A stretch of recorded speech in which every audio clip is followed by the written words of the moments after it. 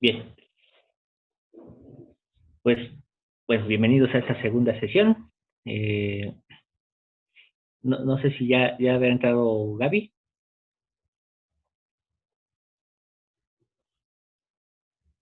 Me parece que todavía no. Sí, aquí estoy con mi esposo, Juan. Aquí te estamos escuchando los dos. Ah, ok. Muchas gracias. Este, bueno, quisiera saber si más o menos se pudo responder a la pregunta. Sí, lo que me estaba llamando mucho la atención, bueno, es que son como un montón de cosas, Ujú. porque sí pensé en eso de cómo se ve la batalla ya como seres resucitados, o sea, no me cuadraba el hecho de que ya viendo como tanta, ahora sí que ira, desatación y todo, este, se atara a Satanás durante 1000 años y luego otra vez a la batalla, como que eso no lo entendía bien. Eso era lo que me causaba curiosidad. Y otra pregunta, cuando Jesucristo venga, se dice que vendrá con ejércitos. ¿Esos ejércitos quiénes serán? Porque ahí yo me perdí en cuestión de como del mundo de los espíritus y seres resucitados. ¿Quiénes estarán viniendo con él? Se supone que pues todos estaríamos aquí en la tierra, ¿no? O por lo menos aquí es como también el mundo de los espíritus. ¿Esos que vienen con él serán seres resucitados o ángeles o quiénes serán parte de ese ejército? Muy bien. Excelente pregunta. Eh, primeramente, hay varias cositas que están sumadas a esta información. Una de ellas es que a veces solamente tenemos la creencia en que hay solamente un juicio y que esperamos el juicio final y ese es el definitivo, pero no es así. En realidad, a lo largo de nuestra vida se van llevando juicios en diferentes etapas de nuestra vida. Una de ellas, quizá la más famosa, es cuando morimos y entonces entramos a un juicio para poder saber si vamos a ir a la prisión espiritual o al paraíso. Posteriormente vendrá un nuevo juicio, un juicio que nos dirá si vamos a resucitar en la resurrección de los justos o en la resurrección de los inicuos. Y así podríamos ir mencionando diferentes tipos de juicios eh, que tienen que ver con el hecho de que nosotros estamos siendo preparados para determinados eventos en determinadas épocas. Un ejemplo de ello tenemos a los 144,000. Estos 144,000 tuvieron que haber sido enjuiciados para poder ser hallados dignos de formar parte de este ejército del Señor. Son 144,000 personas que estarán en la tierra. Pero también hablamos de unos 144,000 espirituales o simbólicos que también tendrán que ser sometidos a juicio. Y ese juicio es cuando decíamos la pregunta, ¿quién estará de pie cuando sea la segunda venida de Cristo? Y entonces hablábamos de diversas características, eh, pero junto con ellos, con esos 144,000 literales, más los 144,000 simbólicos, más todas las generaciones anteriores de santos justos que han resucitado. eh, por ejemplo, tenemos a Moroni, tenemos a Abraham. Entonces, solamente decía algunos nombres que ahorita se me vinieron a la mente, pero ya hay personas que ya están resucitadas, que siguen haciendo una obra. Eh, Pedro, Santiago y Juan es otro grupo que también está en una condición muy peculiar. Y están también los seres trasladados, aquellos, por ejemplo, que no han muerto, pero tampoco han resucitado, y están en una condición de inmortalidad, que es el caso de Enoc, Elías, todos los congregados en Sion, la gente que fue arrebatada en diversas épocas, como fue el caso de Alma. Entonces, todas estas personas que en cierta forma han estado saliendo de la tierra, son aquellos que van a venir con Cristo en el momento de su segunda venida. Ahora, hay otro aspecto, que es una especie de... es un evento que está asociado a esta doctrina que habíamos hablado del arrebatamiento, que en realidad no existe ese tal concepto, pero Pablo decía que seremos llevados a las nubes con Cristo para recibirle. Entonces, todos aquellos justos, santos, esos 144,000 simbólicos, serán elevados al cielo, pero no para vivir ahí, sino únicamente para recibir a Cristo y descender con él. Entonces, se van a reunir en multitudes los trasladados, los resucitados, los ángeles que actualmente ministran en la presencia de Dios, más la gente terrestre que estará viva y que habrá sido transformada en un abrir y cerrar de ojos. Entonces, toda esta acumulación de personas son los que van a pertenecer a ese ejército numeroso con el cual Cristo vendrá. Y a eso se refiere estos pasajes, a estos innumerables concursos de ángeles, como también se le conoce, ya que a diferencia de las películas de Hollywood, en la que posiblemente baje un ángel con rayos láser o con algún arma que elimine el plasma, no sé. En realidad, la expresión concursos de ángeles significa que ese ejército vendrá cantando. Y ese es un aspecto muy peculiar, porque cuando Melquisedec logró conquistar Jerusalén, lo hizo a través de la música.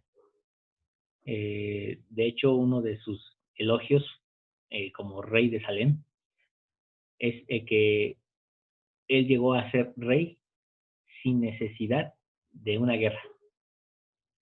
Y según cuentan los libros apócrifos, lo hizo única y exclusivamente a través de la música. Entonces, esos ejércitos con los que Cristo vendrá no son otra cosa sino concursos de ángeles, que traducido significa coros angélicos. Es un tema muy, muy interesante. No sé si se pudo contestar un poquito la pregunta, Gaby. Sí, Yo tengo una. Uh-huh. Está muy buena también, está muy, muy buena.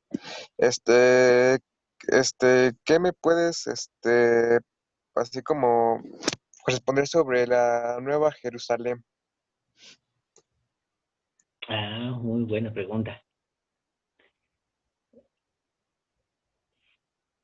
Aquí, para poder contestar esta pregunta, me gustaría saber primero qué piensan ustedes de este concepto, la Nueva Jerusalén. Yo tengo dos ideas. Una es la Nueva Jerusalén física, que es la que será construida en Jackson, Missouri. Y la otra es la Nueva Jerusalén como espiritual, y esa no sé mucho. Solo sé que que es espiritual, que es como grande, pero no sé dónde va a estar o cómo va a aparecer o algo así. Ok, bien. ¿Alguien más tiene alguna otra idea de la Nueva Jerusalén? Yo pienso que serían todos los hijos de Dios que se bautizaron por convenio. Bueno, sí, para realizar el convenio bautismal. Ok, interesante, muy bien. ¿Alguna otra opinión? yo siempre me he confundido un poco entre la Nueva Jerusalén y Sion, porque Sion también se menciona que será como una tierra física, ¿no? Así es. No sé bien. Muy bien.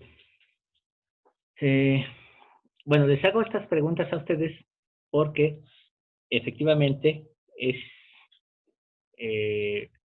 dependiendo del concepto que tengamos de Nueva Jerusalén, es donde viene la interpretación.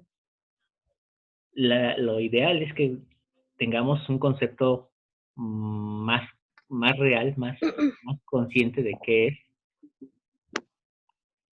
así como cuando vimos a la mujer sentada sobre la bestia y decíamos que pues no es la Iglesia Católica, es un sistema mucho más grande que eso.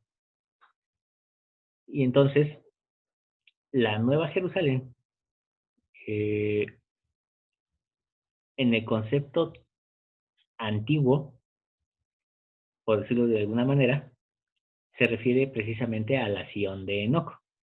Esa Sion de Enoc que tendrá que volver en esa ciudad gigantesca que descenderá del cielo. En el aspecto de la restauración, la Nueva Jerusalén es el territorio correspondiente al condado de Jackson, Missouri, donde estará nuevamente el valle de Adán Ondiemán y el anciano de Días recibirá todos los informes de mayordomía de parte de sus hijos. Y tenemos a la Nueva Jerusalén del futuro. La Nueva Jerusalén del futuro es la conjunción de todas estas cosas en una sola cosa. Y esto ocurrirá hasta después del segundo Armagedón, cuando hay cielos nuevos y tierra nueva. Entonces es ahí donde habrá una nueva Jerusalén, en donde ya no habrá templo, porque Dios mismo estará entre ellos, o entre nosotros, si lo logramos. Entonces, esto cuando lo vemos desde un aspecto físico de las cosas, en su sentido temporal. En un sentido espiritual, la Nueva Jerusalén no es otro sino la verdadera iglesia de Cristo.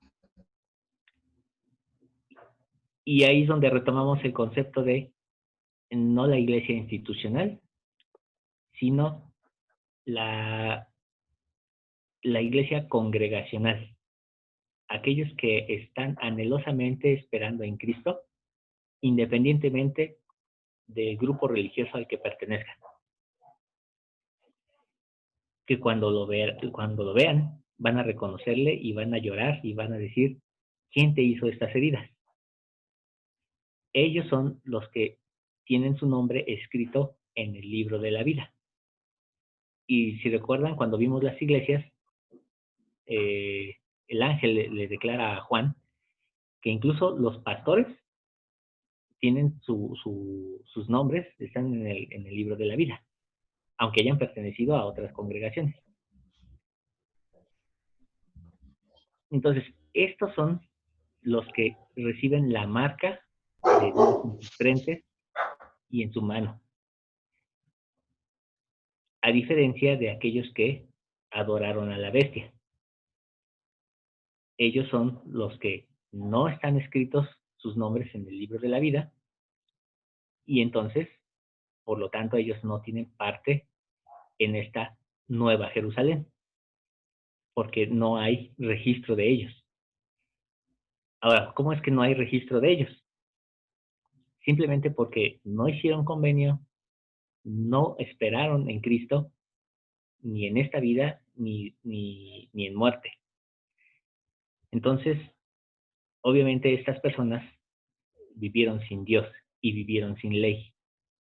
Y por lo tanto, no pueden ajustarse ni siquiera a una ley intermedia, ¿no? Una ley terrestre.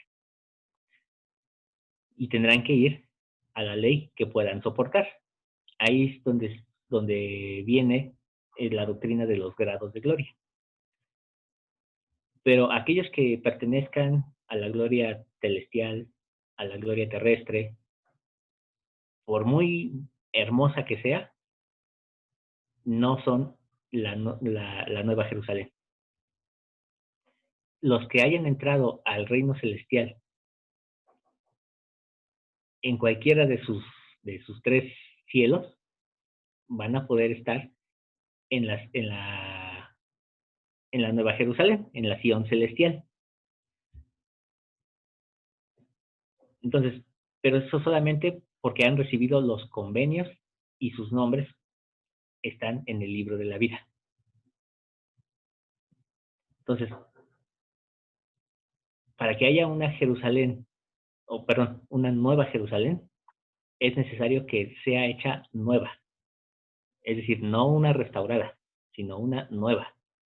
Y la única forma de hacerlo es por fuego, destruyendo todo y rehaciendo otra vez las cosas. Y eso ocurrirá hasta después del segundo Armagedón. Y obviamente, decíamos que un templo no es sagrado porque sea templo.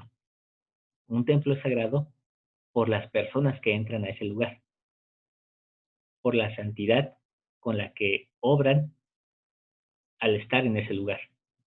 Entonces, las personas que alcancen la gloria celestial vivirán en una nueva Jerusalén debido a su santidad, a su propia santidad, porque son templos vivos. Y entonces, como templos del Espíritu Santo, van a poder mostrar santidad a Dios en su presencia. Y es ahí donde viene la plenitud de gozo. Entonces, este concepto sí es importante porque muchos, y yo he escuchado a algunos miembros de la iglesia decir que ellos son la Sion celestial, que ellos pertenecen a la Sion celestial. Y cuando veo a mi alrededor, no veo nada celestial, ni en nuestras clases, ni en nuestras congregaciones. Entonces, sí es importante definir bien que no por pertenecer a la iglesia de Cristo o haber sido bautizados, ya somos la Sion, sino hasta que realmente seamos santificados por el Espíritu y haya habido una renovación en nuestros cuerpos. Entonces, por eso es que la restauración es interesante, porque la restauración es verdaderamente una restauración incluso de nuestros propios cuerpos. Y eso se lleva a cabo hasta el último momento, cuando se diga consumado es.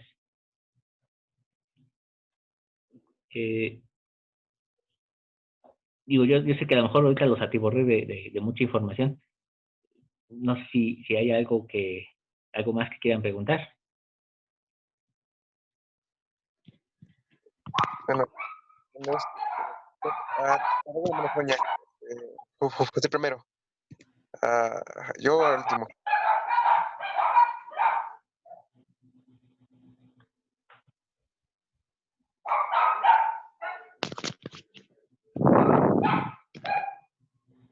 Hola, hola. Sí. Yo sí quería, haciendo un giro de 360 grados. En la clase de la semana pasada se habló acerca de los 5 montes y hacías una referencia en cuanto al templo, al monte Sinaí y al monte de Jerusalén, no sé cómo se llamaba. Ahí yo me perdí un poquito. ¿Cómo era esa relación concerniente a la bestia que tenía las 7 cabezas? ¿Era 7 o 5? 7 cabezas. Entonces ahí dije, ahí como que me perdí. No sé cómo era esa relación que comentabas. Ok, muy bien. Bueno, dice que las 7 cabezas son 7 montes, pero también son 7 reyes, o obviamente también sus respectivos reinos. Y decíamos que en las escrituras los montes también están asociados al concepto templo, porque son los lugares a donde regularmente el Señor lleva a las personas para mostrarles una revelación importantísima y sagrada, como fue el caso de Moisés en el monte Sinaí, como como representa también el monte Sión en Jerusalén, que fue donde se construyó el templo de Salomón. Y en nuestros días, pues los propios templos, sabemos que representan montes, según lo escrito por el profeta Isaías, donde habla de la casa de Jehová como cabeza de los montes. Entonces, ahí es donde comienza esa relación entre que estos montes no son solamente montes literales, sino también son montes espirituales, es decir, templos. Y entonces decíamos que cuando Juan, o perdón, el ángel le explica a Juan la visión, le dice que de esos montes, unos ya habían caído, unos eran, y otros todavía aún no habían llegado. Estos montes, entonces, se refieren, perdón, estos reyes se refieren a los lugares que están relacionados con el pueblo de Israel, pero que de alguna manera han seguido la doctrina de Babilonia. La doctrina de Babilonia es hacer que los hombres se hagan Dios. Y entonces, veíamos que los reyes a los cuales se estaba refiriendo eran los lugares donde tenían templos para hacer que sus gobernantes se hicieran dioses, como fue el caso de las pirámides egipcias, como fue el caso del templo de Babel en Babilonia.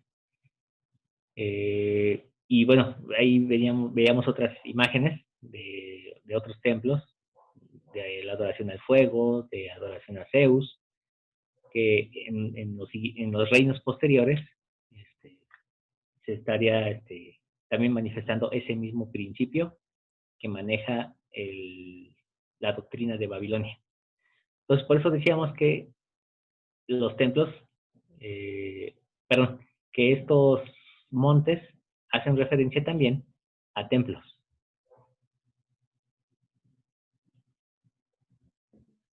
Ok. No sé si iba por ahí la pregunta, si la pude contestar. Sí, bueno, es que cuando se estuvo hablando de Apocalipsis, creo que en 13, 15, Ajá. si bien más recuerdo, cuando hablabas acerca de las características de la bestia y nos hacías referencia a esos montes, entonces ahí fue donde dije, a ver, ¿cómo? Y decías que también había relación. Y en la lámina que se subió están precisamente esas imágenes de los templos del monte Sinaí y de Jerusalén, y abajo estaban precisamente también estas otras de la pirámide de Egipto, las de Grecia. Entonces, decía, Ok. Muy bien. Sí, ya está bien, entiendo. Es que hay una parte que vale la pena explicar. sí. Por eso decía yo, bueno, a ver, si ya se había explicado y nos habías dicho que cómo es que estos montes antes, bueno, eran parte, ¿no? De ese valle y cómo es que la ciudad de Roma estaba dentro de ellos. Dije, bueno, a ver cómo va a ser esa relación. Por eso ahí tendía yo a esa confusión de esa relación propia. Muy bien. Algo que hemos aprendido en este curso es que Apocalipsis no es un libro lineal, es decir, no sigue una línea cronológica. Así, del primer capítulo es el principio y el último capítulo es el final, sino que es como cíclico, como si fuera en espiral. Entonces, Juan ve las 7 iglesias y en esas 7 iglesias vemos un panorama de la historia, después ve los 7 sellos y ese mismo panorama se amplía. Entonces, cuando vemos esta parte de la bestia, primeramente nos dice que son los 7 montes. donde se asienta la bestia, y decíamos que esos 7 montes están en Roma, de tal modo que Roma, pues es la bestia, y hasta ahí pues parece todo ya tener claridad. Sin embargo, cuando nos dice más adelante que esos 7 montes también son 7 reyes, y entonces ahí es donde uno dice, bueno, pues ahora ya me la puso más difícil. Pero esto es porque la revelación se amplía una vez más. Y entonces es cuando vemos que en la historia hay cinco reyes o reinados que tuvieron la misma doctrina de Babilonia. Pero para poder entender esta parte, necesitamos también tener la claridad de que la mujer que se sienta sobre la bestia, es decir, que la controla, es una mujer que viene del desierto, pero está vestida de color rojo y lleva en su copa, dice, inmundicia y abominaciones, y está Sí. también llena de la sangre de los santos. Ujú. Pero aquí viene el misterio. La mujer que estaba embarazada en la primera visión, ¿a dónde fue llevada?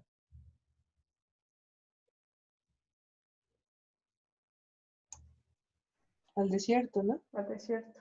Así es, fue llevada al desierto. El dragón la empieza a perseguir y entonces Dios le da las alas de la gran águila para que ella pueda huir al desierto. Y resulta que la mujer vestida de rojo, que está sentada sobre la bestia, viene del desierto. ¿Qué notan de raro ahí?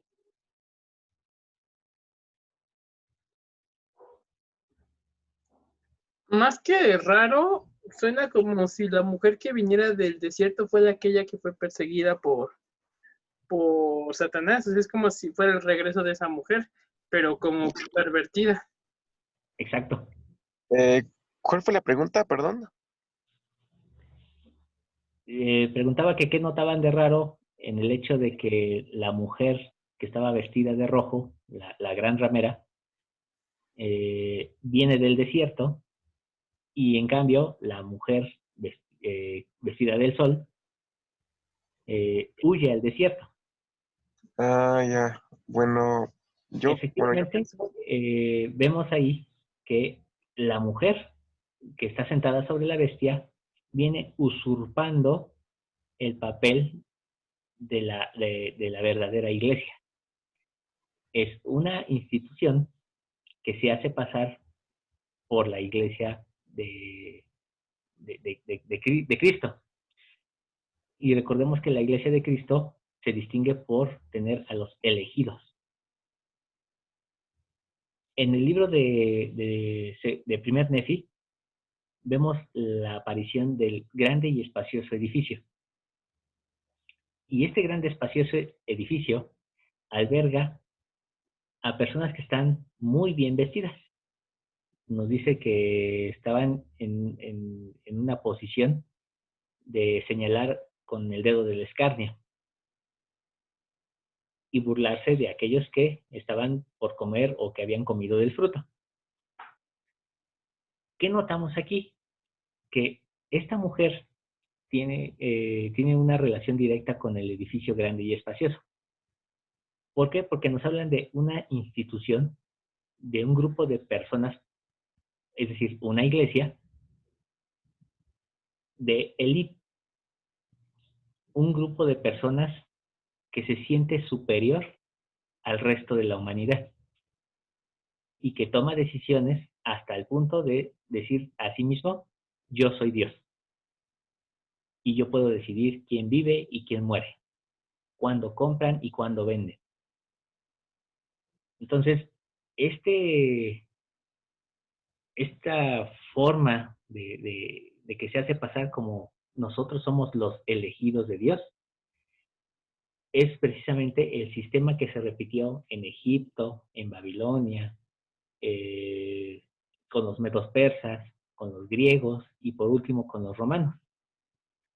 Esos son los primeros 5 reyes que siguieron esta práctica. Solo que la diferencia es que al final de los días habrá una institución que va a estar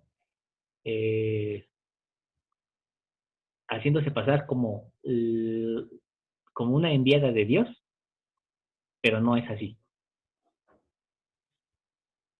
Y controlará a la bestia. Esta bestia que tiene las 7 cabezas y los 10 cuernos. Es decir, esta Roma que está expandida en lo que actualmente es Europa. Entonces, Europa actualmente es una Roma expandida. Y sobre esa bestia se sentará la mujer y la controlará. Entonces, por eso es que la visión se hace mucho más amplia, mucho más grande. Y sí, yo sé que es un poquito difícil así de visualizarlo,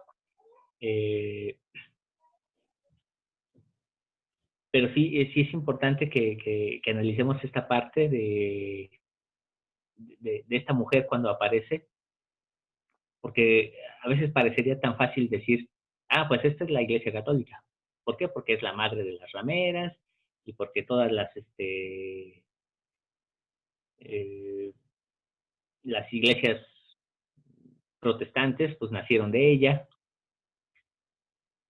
pero en realidad lo que nos está diciendo ahí es que ella se llama Misterio, Babilonia la Grande, la madre de las rameras.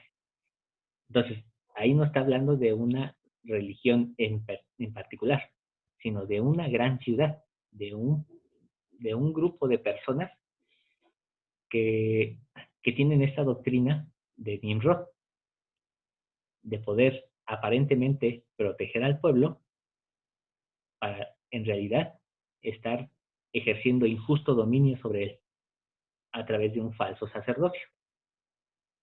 Entonces, realmente es una visión muy amplia, muy compleja, y yo creo que este semestre me quedó mucho más claro de por qué Juan tenía que usar símbolos, porque realmente si lo hubiera explicado con detalles, si hubiera llevado otra Biblia en poderlo aclarar. Pero en la visión de Leí y de Nefi, del árbol de la vida, es el Apocalipsis, pero en la versión de Nefi y Leí. Entonces, cuando empezamos a enlazarlos, empezamos a darnos cuenta de que efectivamente va más allá de una iglesia católica. Es una institución que domina a toda Europa. Sí, ya fue más convincente, Juan. Sí, ya me extendiste el panorama. Muchísimas gracias, muy claro. No, al contrario. ¿Iniciamos la tercera sesión? Sí, está bien. Pues.